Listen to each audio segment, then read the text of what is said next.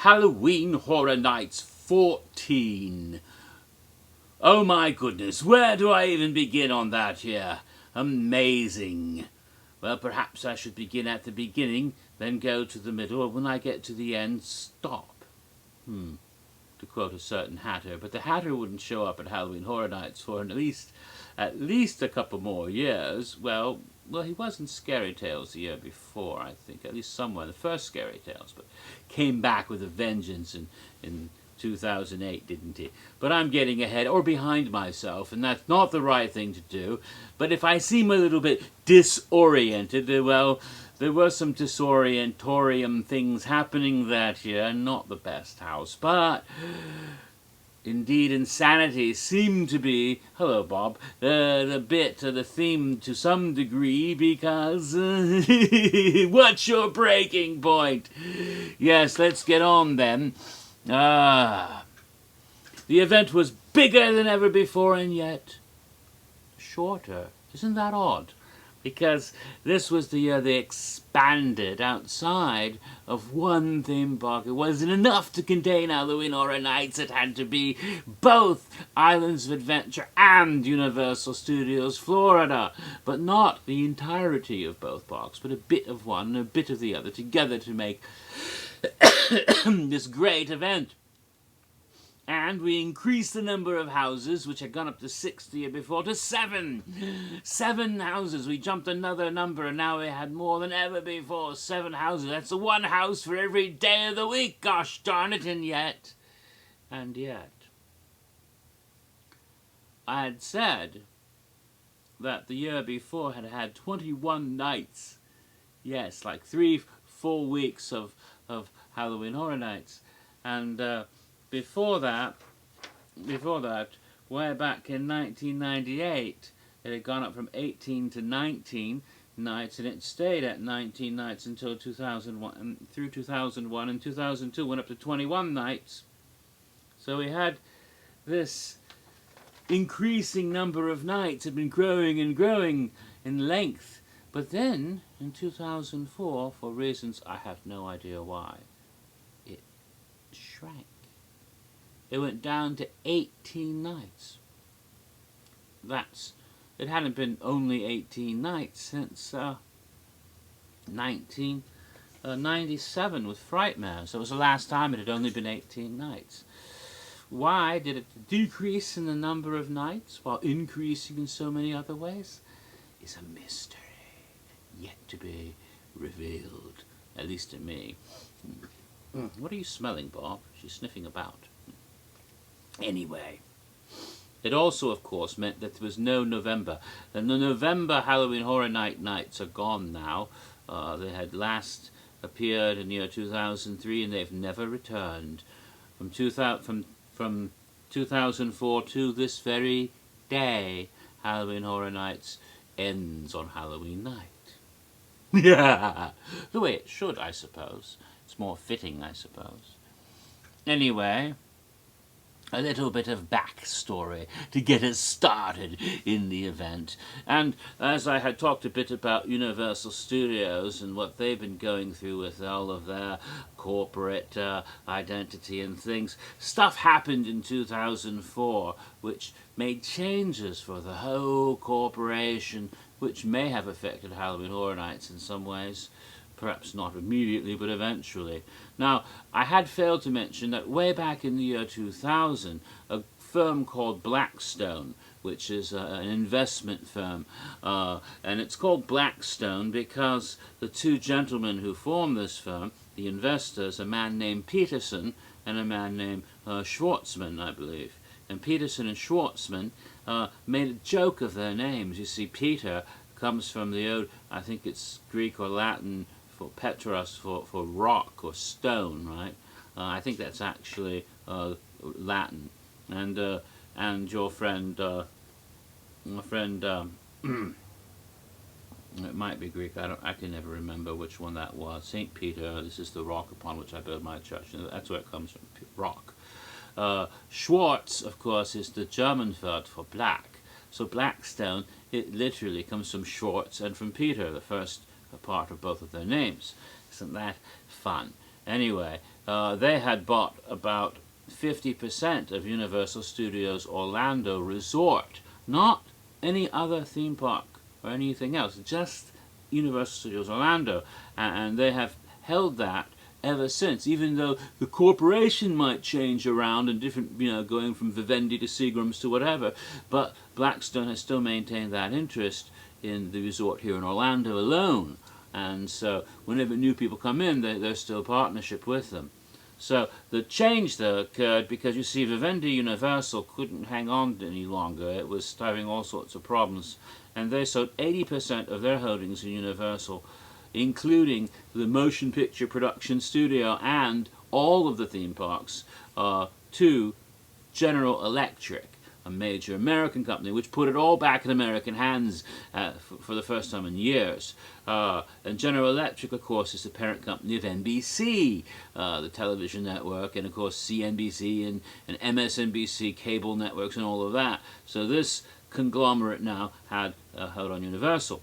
But that's why some of the different theme parks, the Blackstone thing explains, though, why Universal Orlando actually has other influence besides NBC, General Electric, which owns the other theme parks entirely, like in Hollywood. But here they have that partnership with Blackstone still going on to this day, because at least half of it is owned by them. So that makes a difference in some ways, the way things are presented here, possibly. There are certain differences in the way things are handled at both coasts, intriguingly enough. Anyway, that's my theorizing. It may have something to do with it. The two-part concept, of course, was the idea that had originally started way back for the year 2001. And, of course, there was also the whole Extreme House thing. Now, I may have been wrong last time, and maybe it was supposed to be in 2003, but whatever it is, it was talked up again this year. The rumor continues every year, but it was certainly a possibility in 2004 as well. And the idea was that originally the two-part concept was originally planned for 2001, which was going to be Eddie's year, of course, and the original idea. I talked all about that in the earlier videos.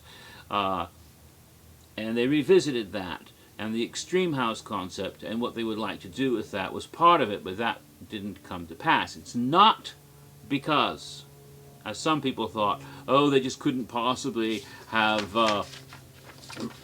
follow all the legal problems and all. No, actually they had cleared all the legal situation, all of the waivers, everything went through the legal department, and all of that was cleared.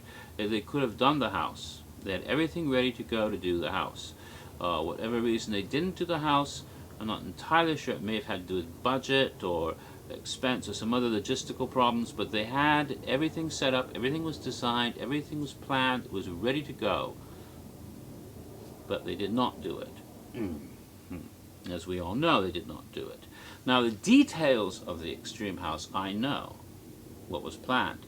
However, I'm not certain if I'm going to be able to tell you about them, because when the presentation on the Extreme House was given at Halloween Horror Nights 20 in the VIP lounge, TJ Manarino said, please do not, there were some people who had their cameras and things, do not tape this presentation and show it up on YouTube.